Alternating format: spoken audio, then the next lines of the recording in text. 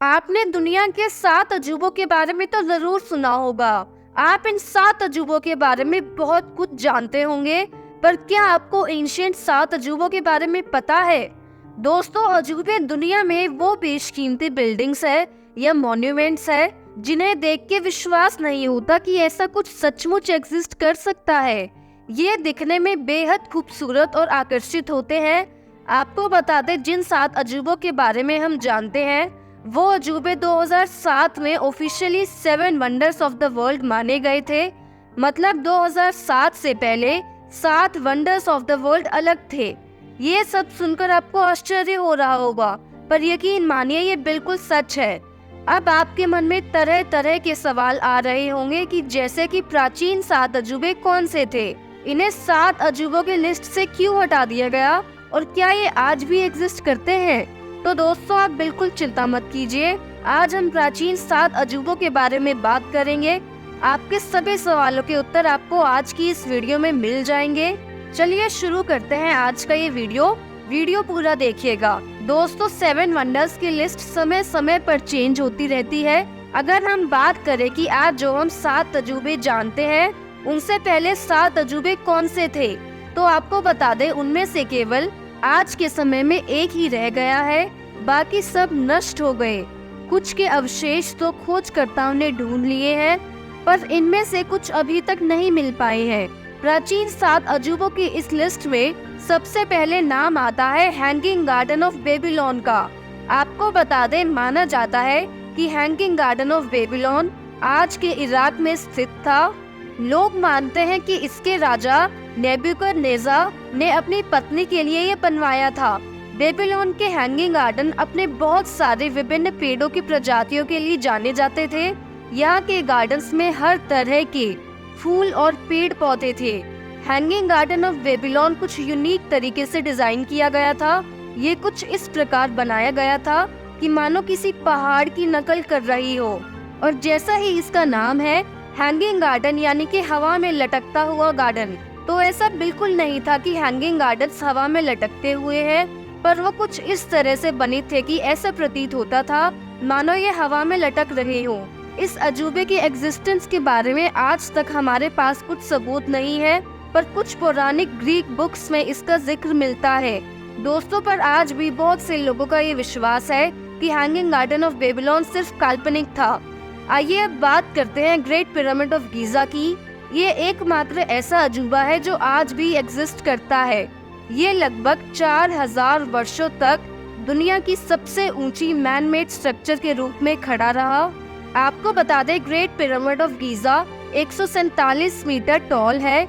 ये नील नदी के किनारे बसा है। दोस्तों, ग्रेट पिरामिड ऑफ गीजा जैसे बड़े स्ट्रक्चर को उस समय बनाया गया था जब टेक्नोलॉजी का नामो निशान नहीं था।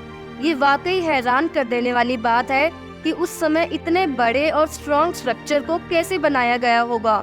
ग्रेट पिरामिड फेरो खुफू के लिए ये बनाया गया था।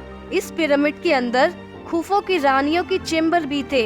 इस पिरामिड का आउटर स्ट्रक्चर लाइमस्टोन से कवर किया गया था। ये सूर्य की रोशनी को रिफ्लेक्ट करता था और डायमंड की तरह चमकता था, पर समय के साथ और भूकंप वगैरह के कारण इसने अपना आज का रूप ग्रहण कर लिया। प्राचीन अजूबों की इस कड़ी में अगला नाम आता है लाइट हाउस ऑफ अलेक्जेंड्रिया का। आपको बता दें, ये दुनिया का पहला लाइट हाउस था। इसका निर्माण फेरोज, जो कि इजिप्ट का ही एक आइलैंड है, वहां पर किया गया था। ये टावर 120 मीटर लंबा था। आपको बता दें, ये लाइट हाउस पॉलिश्ड मेटल से बने हुए मिरर से बना था, जिसके कारण मीलों दूर भी इसकी रोशनी देखी जा सकती थी। अलेक्जेंड्रिया के इस लाइट हाउस का मुख्य काम नाविकों और जहाजों को मार्ग बताना था। ये लाइट हाउस काफी सालों तक इस्तेमाल में था। लगभग 1480 में इसे ताकतवर अर्थक्वेक्स ने पूरी तरह तबाह कर दिया। इस लाइट हाउस के कुछ टूटे हुए हिस्से नील नदी में पाए गए हैं, पर ये सचमुच अद्भुत था। दोस्तों, अब हम बात करने वाले हैं द स्टैचू ऑफ ज़्यूस की। Statue of Zeus Asian Greek की सिटी ओलंपिया में था। इसका निर्माण फेमस ग्रीक स्कल्पटर फिडियस ने किया था। इस मूर्ति का निर्माण काफी सारी सामग्रियों के संयोजन से किया गया था। इस मूर्ति का इंटरनल स्ट्रक्चर लकड़ी और धातु से बना था। और आउटर स्ट्रक्चर में ज़्यूस की बॉडी को आइवरी हाथी के दांत से बनाया गया था। ज़्यूस के कपड़े सोने से बने थे। ज़्यूस ग्रीक पौराणिक कथाओं के देवता के राजा थे।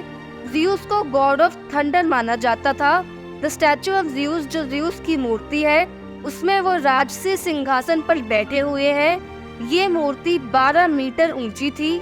ये मूर्ति दिखने में बेहद खूबसूरत थी। अपने स्पेशल डिजाइन के लिए जाना जाने वाला द स्टैचू ऑफ ज़्यूस पूरी दुनिया से लोगों का आकर्षण केंद्र था। स्टैचू ऑफ ज़्यूस के कारण ही ओलंपिया एक फेमस टूरिस्ट स्पॉट बना था। स्टैचू ऑफ ज़्यूस जहाँ पे था, उस मंदिर को कुछ सालों बाद बंद करवा दिया गया था और मूर्ति को मॉडर्न टर्की में ले जाया गया, जहाँ पर किसी कारण आग लगने से मूर्ति नष्ट हो गई थी। इसका जिक्र आपको बहुत सारी किताबों में मिल जाएगा। अब हम बात करने वाले हैं टेम्पल ऑफ आर्टेमिस की। प्राचीन 7 अजूबों में से एक टेम्पल ऑफ आर्टेमिस की बात ही अलग है। आर्टेमिस का ये मंदिर गॉडेस आर्टेमिस के सम्मान में बनाया गया था। माना जाता है आर्टेमिस को बचपन से शिकार की महारत हासिल थी। आर्टेमिस को शिकार और जंगल की देवी माना जाता था। ग्रीक किताबों से पता चलता है कि ये मंदिर 550 बीसी में कंप्लीट किया गया था। दिखने में ये मंदिर बहुत आलीशान और मनमोहक था और इस मंदिर को बनाने में 120 साल लगे थे। टेम्पल ऑफ आर्टेमिस प्राकृतिक आपदा के कारण कई बार नष्ट हुआ और इसका कई बार दोबारा निर्माण भी किया जा चुका है।